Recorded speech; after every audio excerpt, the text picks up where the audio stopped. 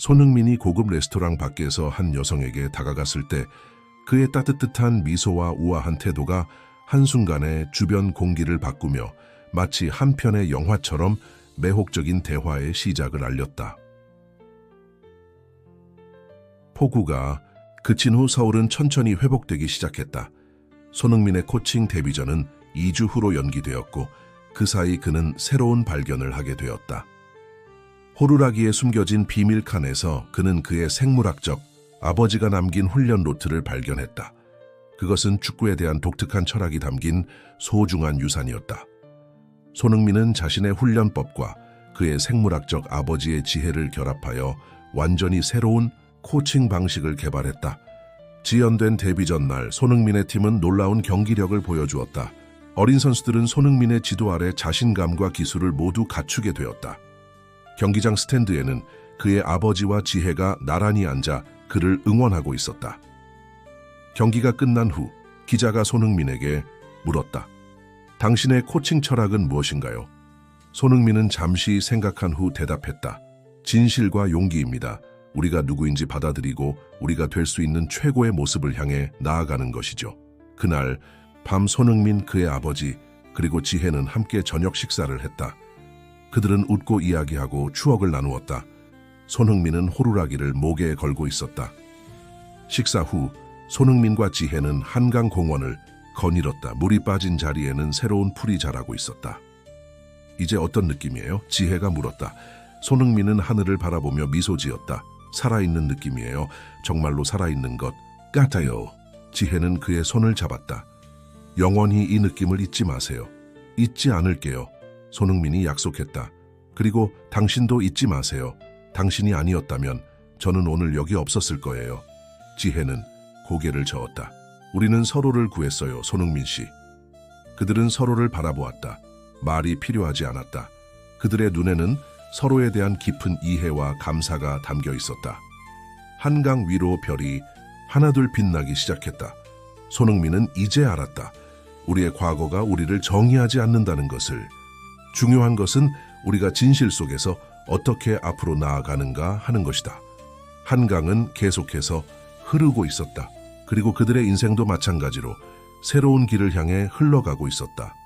총 글자 수 14,783. 한강의 그림자 솜브라토 리오한. 불빛이 반짝이는 서울의 밤, 한강 다리 위에 서 있는 손흥민 28의 머리카락이 차가운 바람에 흩날렸다. 그의 눈에서는 눈물이 흘러내렸지만 그것은 이미 그의 얼굴에 맺힌 빗방울과 구별할 수 없었다. 비에 젖은 그의 손에는 구겨진 편지 한 장이 들려 있었다. 나는 더 이상 거짓말을 할 수 없어. 미안해. 손흥민은 다리 난간 너머로 검은 물결이 출렁이는 한강을 바라보았다.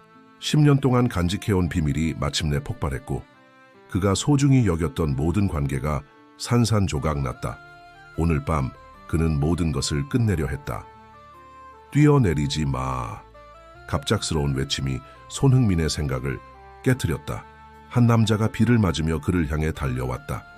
지혜 32, 병원 가운을 입은 채 숨을 헐떡이며 그에게 다가왔다. 한 걸음만 더 가까이 오면 뛰어내릴 거예요. 손흥민이 경고했다. 지혜는 즉시 멈춰섰다. 알겠어요. 움직이지 않을게요. 그녀의 목소리는 차분했지만 안절부절 못하는 눈빛이 그녀의 불안을 드러내고 있었다. 제 이름은 지혜예요. 응급실 의사입니다. 의사가 여기서 뭐 하는 거예요? 그냥 가세요. 이건 당신이 고칠 수 있는 종류의 상처가 아니에요. 손흥민의 목소리가 떨렸다. 12시간 근무를 마치고 집에 가는 중이었어요. 지혜가 설명했다. 당신을 여기서 보게 될 줄은 몰랐지만 지금 이 자리에 있게 된 건 우연이 아닐지도 모르겠네요. 손흥민은 쓴웃음을 지었다. 나한테 운명 같은 소리 하지 마세요. 오늘 나에게 일어난 일을 알면 당신도 내가 왜 여기 있는지 이해할 거예요. 말해줄래요? 지혜가 조심스럽게 물었다. 왜요? 당신한테 내 삶의 비극을 들려주면 뭐가 달라져요? 지혜는 잠시 침묵했다. 그리고 예상치 못한 대답을 했다. 실은 3년 전 저도 그 자리에 서 있었거든요. 손흥민의 눈이 커졌다. 그는 처음으로 지혜를 제대로 바라보았다. 그녀의 눈에는 깊은 이해와 공감이 담겨 있었다. 뭐가 당신을 구했어요? 손흥민이 물었다. 낯선 사람이요. 그냥 지나가던 할머니였어요. 그분은 제게 단 한 가지만 물었어요. 내일은 어떨지 궁금하지 않냐고. 빗방울이 그들 사이로 떨어졌다. 손흥민의 손가락이 난간을 꽉 붙잡았다. 그래서 저도 당신에게 같은 질문을 하고 싶어요. 지혜가 말했다. 내일은 어떨지 궁금하지 않나요? 손흥민의 눈에서 새로운 눈물이 흘러내렸다. 그의 손에 든 편지가 빗물에 젖어 글씨가 번지기 시작했다. 당신은 모르잖아요. 내가 무슨 짓을 했는지. 그의 목소리는 거의 들리지 않을 정도로 작았다. 그래요. 모릅니다. 하지만 알고 싶어요. 지혜가 한 걸음 더 가까이 다가왔다. 제발 그냥 5분만 시간을 주세요. 우리 저기 다리 끝에 있는 벤치에 앉아서 이야기해볼까요? 단 5분만이요. 그 후에 당신이 결정해도 늦지 않아요. 손흥민은 망설였다. 갑자기 그의 휴대폰이 울렸다. 화면을 보니 민서라는 글자가 반짝였다. 그는 통화 버튼을 누르지 않았다. 빗물과 눈물로 뒤범벅이 된 손흥민의 얼굴이 무언가를 결정하는 표정으로 바뀌었다. 그는 천천히 난간에서 손을 떼고 지혜를 향해 몸을 돌렸다. 5분만이요. 10살이던 손흥민은 부모님과 함께 서울의 작은 아파트에 살았다. 그의 아버지는 유명한 건축회사의 중역으로 바쁜 일정에도 불구하고 주말마다 손흥민을 데리고 한강공원으로 자전거를 타러 갔다. 그의 어머니 민서는 대학 교수로 아들에게 언제나 진실이 무엇보다 중요하다고 가르쳤다. 행복했던 그 시절 손흥민은 부모님이 완벽하다고 믿었다. 그러나 12살 생일을 일주일 앞둔 어느 날 밤 그는 우연히 부모님의 격렬한 다툼을 듣게 되었다. 더 이상 숨길 수 없어요. 손흥민이 자라면서 언젠가는 알게 될 거예요. 어머니의 목소리가 떨렸다. 절대 안 돼요. 손흥민은 절대 알아서는 안 돼요. 그건 우리 가족을 파괴할 거예요. 아버지의 목소리는 평소보다 날카로웠다.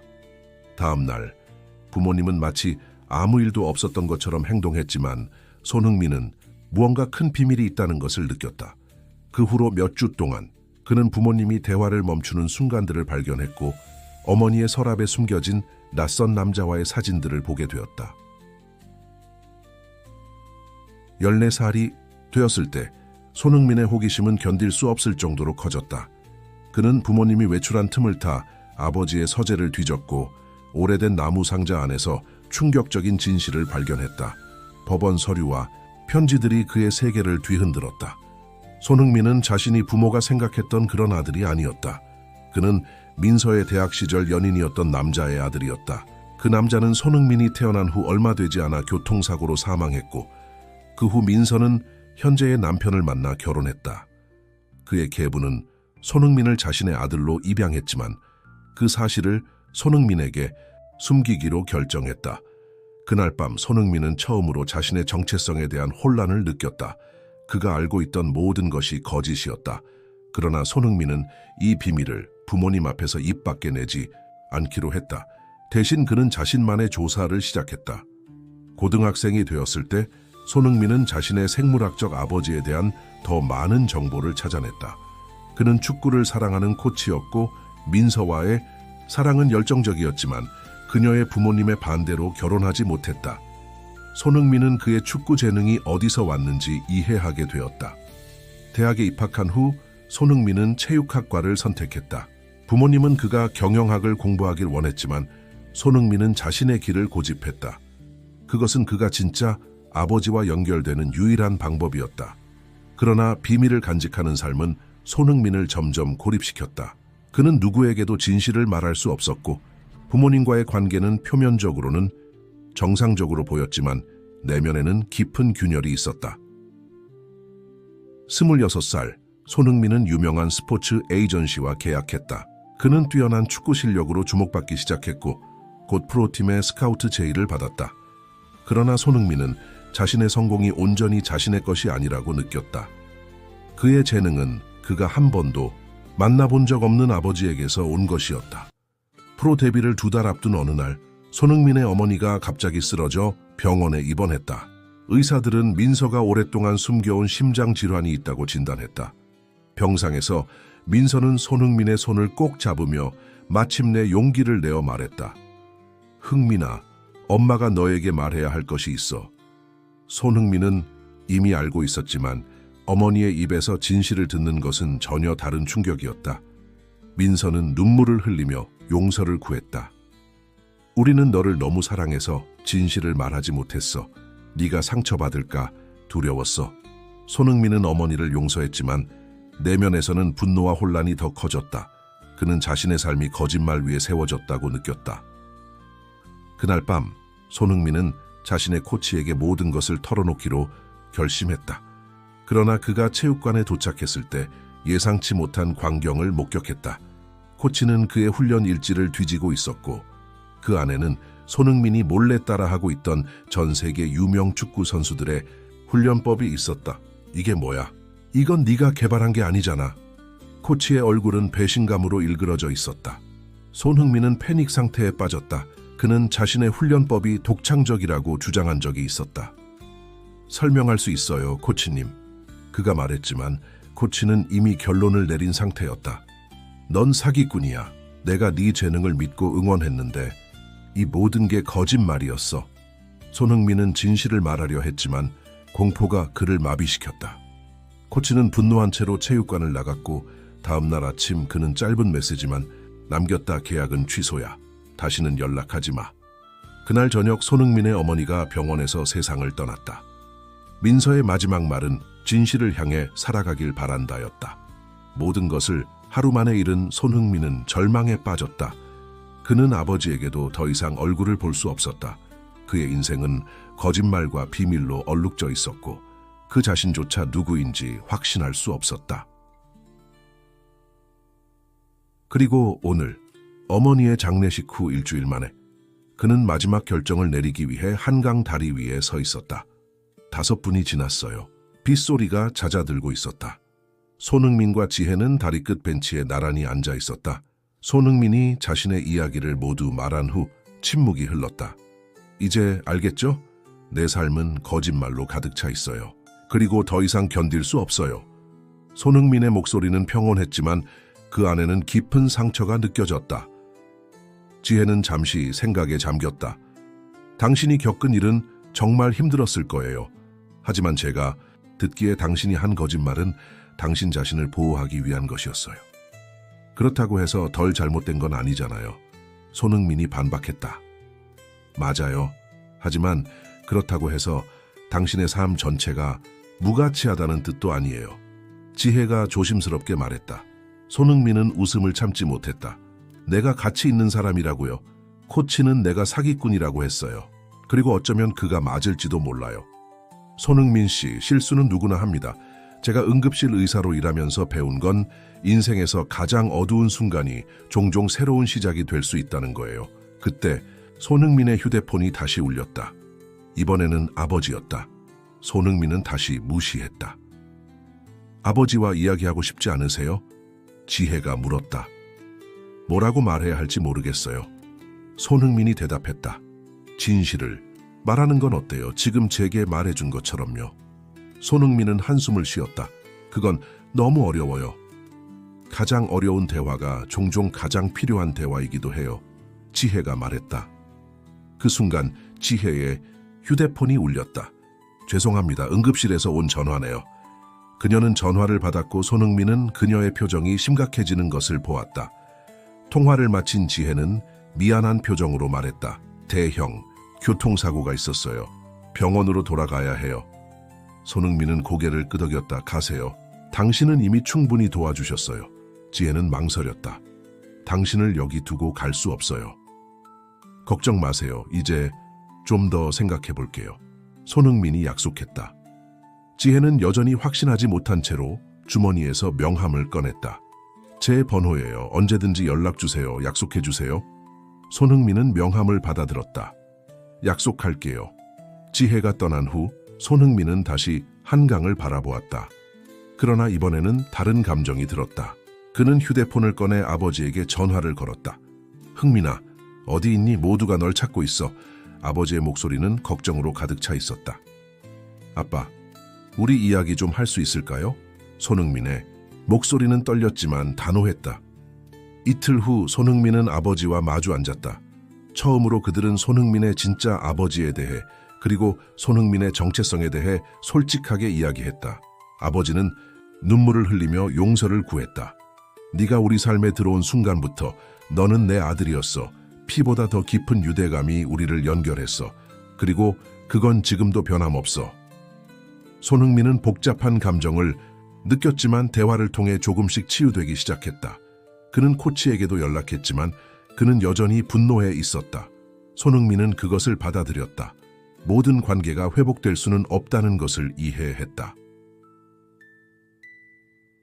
몇 주 후 손흥민은 지혜에게 연락했다. 그들은 카페에서 만났고 손흥민은 자신의 변화에 대해 이야기했다. 아직 모든 것이 완벽하진 않아요. 하지만 이제는 진실 속에서 살아가고 있어요. 그리고 그건 자유롭게 느껴져요. 지혜는 미소 지었다. 다음 단계는 뭐예요? 손흥민은 잠시 생각했다. 제 축구로 돌아가려고 해요. 이번에는 저만의 스타일로요. 그리고 작은 동네 클럽에서 코치를 시작하고 싶어요. 제가 배운 것을 나누면서요. 지혜의 눈이 빛났다. 멋진 계획이네요. 그 후 몇 달 동안 손흥민은 자신의 상처를 스포츠를 통해 치유했다. 그는 지역 청소년 축구 클럽에서 코치로 일하기 시작했고 자신만의 훈련 철학을 개발했다. 그는 더 이상 다른 사람을 모방하지 않고 자신의 경험과 지식을 바탕으로 독창적인 접근법을 찾았다. 손흥민의 솔직함은 많은 이들에게 영감을 주었다. 그의 제자들은 그의 열정과 진실성에 감동받았고 그의 코칭 스타일은 기술뿐만 아니라 인격 형성에도 중점을 두었다. 아버지와의 관계도 천천히 회복되어 갔다. 그는 손흥민의 경기를 보러 오기 시작했고 그들은 함께 생물학적 아버지의 묘지를 방문했다. 생물학적 아버지와 입양한 아버지, 두 사람 모두 손흥민의 삶에서 중요한 존재라는 것을 인정하게 되었다.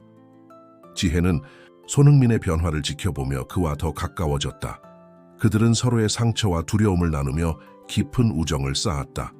지혜는 자신의 과거, 의대생 시절의 심한 우울증과 자살 시도에 대해 털어놓았고 손흥민은 그녀의 이야기에 깊이 공감했다. 그러나 회복의 길은 결코 쉽지 않았다. 손흥민은 여전히 악몽에 시달렸고 때로는 자신이 가치 없다고 느끼는 순간들이 있었다. 한밤중에 그는 지혜에게 전화를 걸어 자신의 불안을 털어놓았다. 가끔은 내가 정말 변했는지 아니면 그냥 또 다른 가면을 쓰고 있는 건지 확신이 안 서요. 지혜는 항상 그의 말을 경청했다. 변화는 하루아침에 일어나지 않아요. 그건 매일 선택하는 거예요. 그리고 손흥민 씨, 당신은 매일 올바른 선택을 하고 있어요. 그의 삶은 조금씩 다시 형태를 갖추기 시작했다. 손흥민은 자신의 경험을 바탕으로 청소년들을 위한 멘토링 프로그램을 시작했다. 자신의 상처가 다른 이들을 도울 수 있다는 사실에 그는 새로운 목적을 찾았다. 1년이 지났을 때 손흥민은 다시 한강 다리를 찾았다. 이번에는 죽음을 생각하지 않고 새로운 시작을 기념하기 위해서였다. 그의 옆에는 지혜가 서 있었다. 1년 전 오늘 당신이 내 인생을 구했어요. 손흥민이 말했다. 지혜는 미소 지었다. 아니요, 당신이 스스로를 구했어요. 저는 그냥 옆에 있었을 뿐이에요. 그들은 난간에 기대어 서울의 불빛이 한강에 반사되는 모습을 바라보았다. 손흥민의 휴대폰이 울렸다. 지역 프로축구팀의 스카우트였다. 네, 안녕하세요. 네, 관심 있습니다. 그는 통화를 마치고 지혜를 향해 웃었다. 작은 프로팀에서 코치 제이가 왔어요. 다음 달부터 시작할 수 있대요. 야, 축하해요. 지혜가 진심으로 말했다. 이 모든 것이 당신 덕분이에요. 손흥민이 말했다. 지혜는 고개를 저었다. 이건 모두 당신의 용기 덕분이에요. 당신은 진실을 마주하는 용기를 가졌어요. 손흥민은 지혜의 손을 잡았다. 그들의 관계는 우정을 넘어 무언가 더 깊은 것으로 발전하고 있었다. 하지만 두 사람 모두 서두르지 않았다. 그들은 각자의 상처가 완전히 치유될 시간이 필요하다는 것을 알고 있었다. 내일은 어떨까 궁금하지 않나요? 손흥민이 1년 전 지혜가 했던 질문을 되돌려 주었다. 지혜는 웃음을 지었다. 매일이 궁금해요, 손흥민 씨. 손흥민이 코치로 첫 공식 경기를 맞이하는 날, 서울은 10년 만에 최악의 폭우로 몸살을 앓고 있었다. 지하철은 물에 잠겼고 도로는 막혔으며 한강의 수위는 위험 수준까지 올라갔다. 손흥민의 팀은 중요한 시즌 개막전을 앞두고 있었고 모든 선수들이 그를 바라보고 있었다. 손흥민은 라커룸에서 안절부절 못하고 있었다. 지난 2년간의 여정이 이 순간으로 이어졌다. 그는 이제 자신의 진정한 정체성을 받아들이고 새로운 시작을 앞두고 있었다. 하지만 폭우는 계속해서 쏟아졌고 경기장은 물에 잠길 위험에 처해 있었다. 코치님, 경기 취소해야 하는 것 아닌가요? 어린 선수 중 한 명이 물었다. 손흥민은 창밖을 보았다. 빗물이 유리창을 타고 흘러내리는 모습이 1년 전 한강 다리 위에서의 그날을 떠올리게 했다. 그때는 모든 것이 끝난 것 같았지만 지금 그는 여기 있었다. 잠시만 기다려 봅시다. 그가 대답했다. 그 순간 그의 휴대폰이 울렸다. 지혜였다. 흥민 씨, 뉴스 봤어요? 한강이 범람하고 있어요. 당신이 있는 경기장 근처가 위험해요. 손흥민의 마음이 급해졌다. 선수들은 괜찮아요. 우리는 안전한 건물 안에 있어요. 당신은요? 저는 병원에 있어요. 하지만 지혜의 목소리가 떨렸다. 민서의 묘지가 있는 공원이 물에 잠기고 있어요. 당신 어머니... 손흥민의 심장이 멈추는 것 같았다. 어머니의 묘지는 한강 근처 작은 공원에 있었다. 그는 즉시 결정을 내렸다. 선수들이랑 부모님들에게 연락해서 모두 안전하게 대피하게 해주세요. 그는 코치 조수에게 말했다. 저는 갈 곳이 있습니다. 빗속을 뛰어나가는 손흥민의 발걸음은 무거웠다. 그의 차는 이미 물에 잠겨 있었다. 주변의 도로도 모두 통제되어 있었다. 그는 망설임 없이 걷기 시작했다. 빗물이 그의 얼굴을 때렸지만 그는 멈추지 않았다. 일시간의 힘든 여정 끝에 그는 공원 입구에 도착했다. 물은 이미 무릎까지 차올라 있었다. 묘지로 향하는 길은 거의 보이지 않았다. 그때 그는 멀리서 누군가가 묘지 쪽으로 걸어가는 것을 보았다. 그의 아버지였다. 아버지, 손흥민이 소리쳤다. 아버지는 놀라서 뒤를 돌아보았다. 그의 얼굴은 비에 젖어 있었고 손에는 꽃다발을 들고 있었다. 흥민아, 여기서 뭐 하는 거야? 손흥민은 아버지에게 달려갔다. 어머니 묘지요. 제가 걱정돼서. 아버지의 눈에 눈물이 고였다. 나도 내 어머니가 걱정돼서. 갑자기 큰 물살이 그들을 향해 밀려왔다. 물의 힘은 너무 강해 두 사람 모두 균형을 잃었다. 손흥민은 아버지의 손을 필사적으로 잡았지만 물살이 그들을 갈라놓았다. 아버지, 손흥민이 소리쳤다. 아버지는 물살에 휩쓸려 나무에 부딪혔다. 그는 힘없이 나무를 붙잡았지만 그의 얼굴에는 고통이 가득했다. 손흥민은 망설임 없이 물속으로 뛰어들었다. 어머니를 구하지 못했던 것처럼 아버지마저 잃을 수는 없었다. 그는 강한 물살과 싸우며 아버지에게 다가갔다. 아버지, 제 손을 잡으세요. 아버지의 손이 미끄러지고 있었다. 그의 얼굴은 창백했다. 흥민아, 네가 우리 아들이어서 항상 자랑스러웠다. 지금 그런 말씀 하지 마세요. 우리는 함께 나갈 거예요. 손흥민의 눈에서 눈물이 흘러내렸다. 마침내 그는 아버지의 손을 잡는 데 성공했다. 모든 힘을 다해 그를 끌어당겼다. 두 사람은 함께 높은 지대로 올라갔다. 아버지는 기침을 하며 숨을 몰아쉬었다. 왜 그런 위험한 짓을 했어요? 손흥민이 물었다. 아버지는 떨리는 손으로 주머니에서 작은 상자를 꺼냈다. 그것은 물에 젖어 있었지만 여전히 온전했다. 내 생일을 위해 아버지가 속삭였다. 내 생물학적 아버지가 너를 위해 남긴 것이야. 손흥민은 믿을 수 없다는 표정으로 상자를 열었다. 그 안에는 오래된 호루라기와 편지 한 장이 있었다. 호루라기에는 그의 이름이 새겨져 있었다. 그가 죽기 전에 이 호루라기를 너에게 주기로 약속했어. 하지만 내 질투와 두려움 때문에 그 약속을 지키지 못했어. 손흥민의 손이 떨렸다. 그는 편지를 펼쳤지만 물에 젖어 글씨는 거의 지워져 있었다. 그러나 마지막 문장만은 선명하게 남아 있었다. 내 아들아, 내가 누구든 내가 무엇을 선택하든 나는 항상 너를 사랑한다. 손흥민의 가슴이 뜨거워졌다. 그는 호루라기를 입에 대고 불었다. 날카로운 소리가 폭우 속에서도 선명하게 울려 퍼졌다. 바로 그 순간 멀리서 구조대의 불빛이 보였다. 그들은 발견된 것이다. 당신 정말 저를 아들로 사랑하셨군요. 손흥민이 떨리는 목소리로 말했다. 아버지는 고개를 끄덕였다. 항상 네가 내 피를 나누지 않았다고 해서 내 마음에서 네가 차지하는 자리가 작아지지는 않아. 그들은 서로를 꽉 껴안았다. 빗물과 눈물이 섞여 그들의 얼굴을 타고 흘러내렸다.